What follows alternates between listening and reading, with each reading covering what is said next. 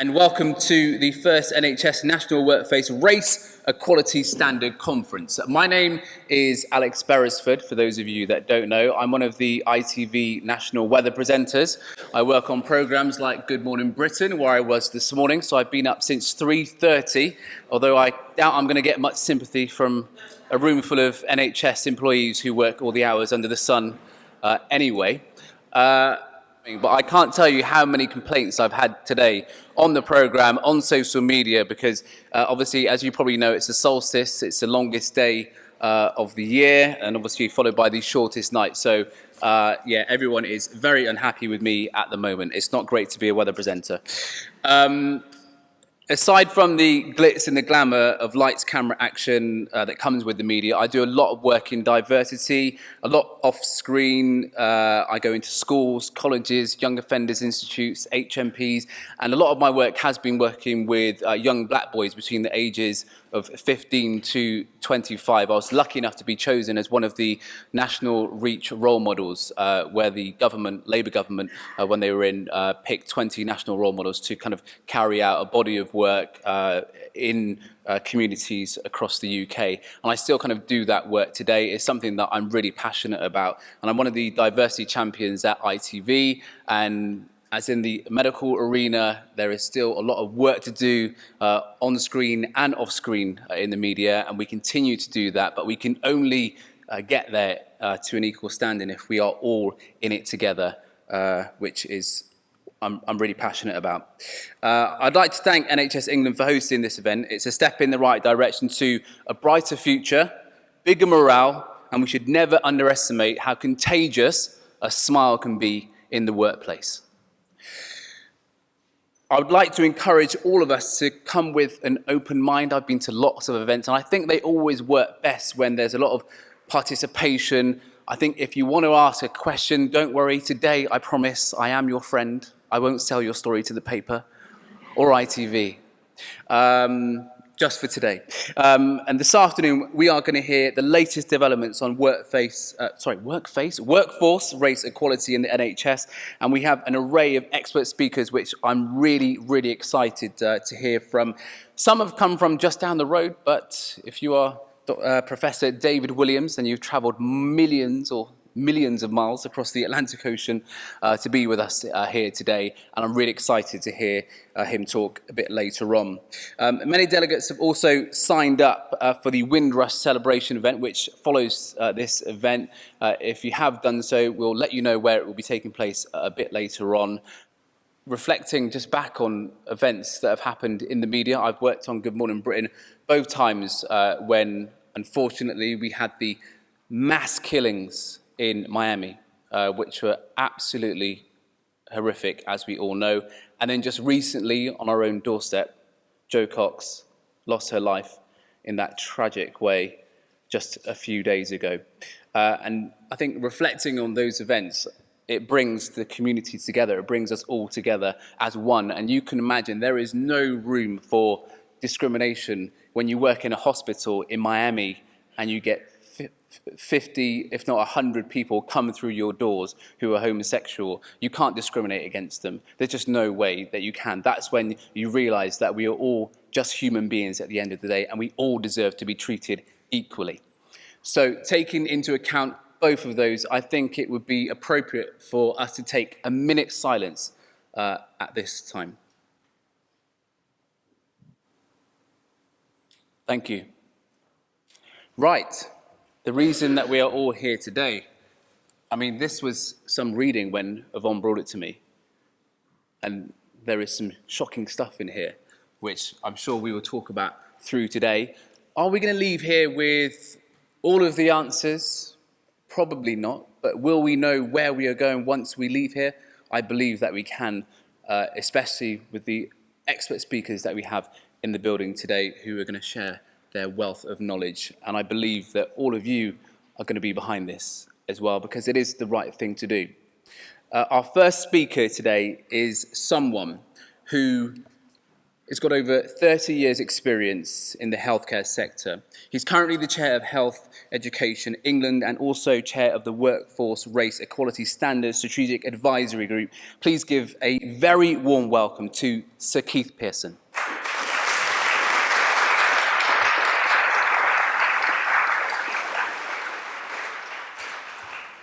Well, thank you for that warm welcome, and a very good afternoon to you all, and a warm welcome from myself to this national conference for the NHS Workforce Race Equality Standard. On Thursday of last week, I was asked to open a similar RES event in Manchester at the NHS Confederation Conference. Yvonne Coghill, who was chairing the event, signalled to me from the stage, and I rose from my seat at the front of the audience and strode purposefully to the stage. As I turned to face the audience for the first time, an audience I had expected to not look like me, and an audience I had expected to be depleted by comparison to the other Confed sessions I had opened and chaired, I was shocked by what I saw. The hall was full, standing room only. The room was full of friends, colleagues, people from black and minority ethnic backgrounds, and importantly, filled with white leaders from across the NHS. White people who had come to a RES event rather than watch the England-Wales football match on one of the many TV screens in the exhibition hall at the event. White people who are leaders and opinion formers, and white people who wanted to make a statement by being there to start a journey with us, and who wanted to make a difference. And at that moment, at that very moment, what came into my mind was that powerful speech by Martin Luther King. Yes, you know the one, the I Have a Dream speech, the speech that shook a nation and became the rallying call for change. And let me, if you will, quote a tiny section from the finest speech I believe that has ever been given, because it has so much resonance with where we are today in the NHS and the journey we must all make together. He says, and I quote, "I have a dream that one day every valley shall be exalted, and every hill and mountain should be made low. The rough places will be made plain, and the crooked places will be made straight. And the glory of the Lord shall be revealed, and all flesh shall see it together. With this faith, we will be able to hew out of the mountain of despair a stone of hope. With this faith, we will be able to transform the jangling discords of our nation into a beautiful symphony of brotherhood. This is our hope, and this is the faith that I go back to the South with." Well, like Martin Luther King, I came from Manchester to the South with a renewed hope that we really are at the foothills of change in the NHS on our journey of equality for people from a black and minority ethnic background.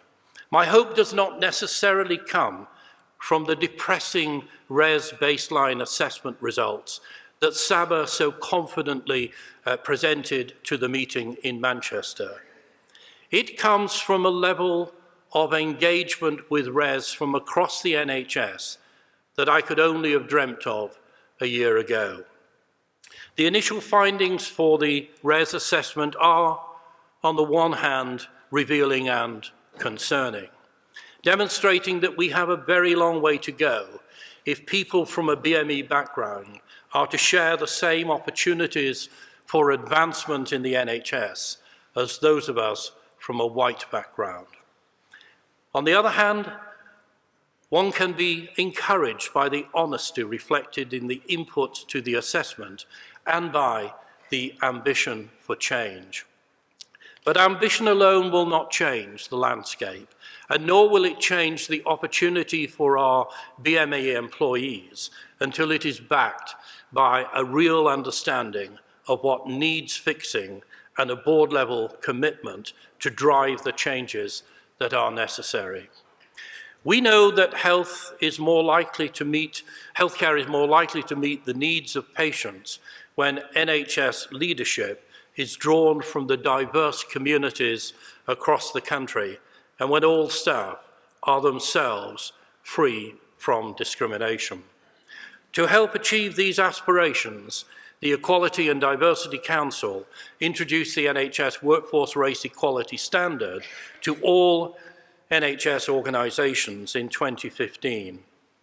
In recent months, the RES Strategic Advisory Group has made two powerful recommendations to the Equality and Diversity Council relating to how we recruit to senior positions in the arm's-length bodies of the NHS.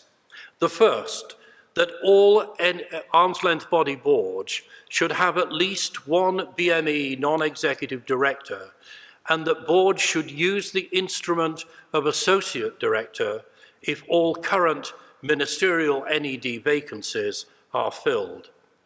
The second recommendation was that all appointment panels for very senior management roles should have a person with a BME background as a member of that panel. Both these recommendations have been approved, and we must now bring pressure to bear on the arm's-length bodies to implement these changes.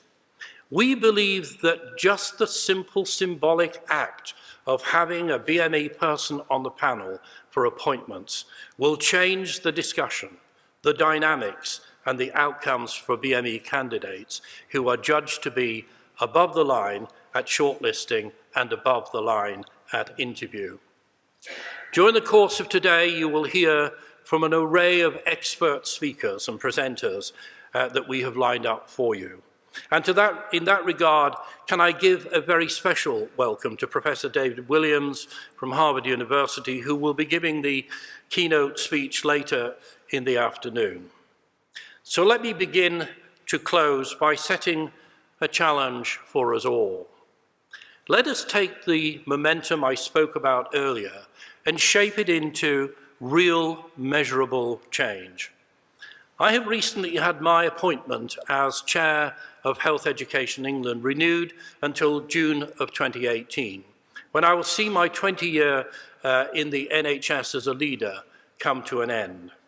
In my first 3 years, I appointed to the board of HEE our first BME Director, Jacinth Ivey, who you will hear from later.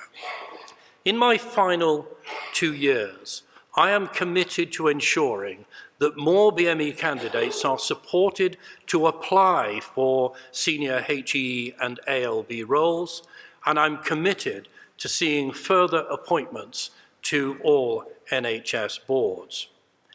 But who in this audience, who amongst our professional BME colleagues, who in the BME NED network is ready to be coached and supported to become a credible candidate to be HEE's next chair?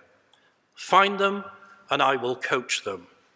I truly believe we are at the foothills of change in the NHS on our journey of equality for people from a Black and minority ethnic background, entering into senior and board level appointments, particularly as so many white leaders are committed to that end, many of whom are here today. And so to close, let me return to Martin Luther King, and let me reflect my confidence and my faith in the future in his words. With this faith, we will be able to hew out of the mountain of despair a stone of hope. Thank you.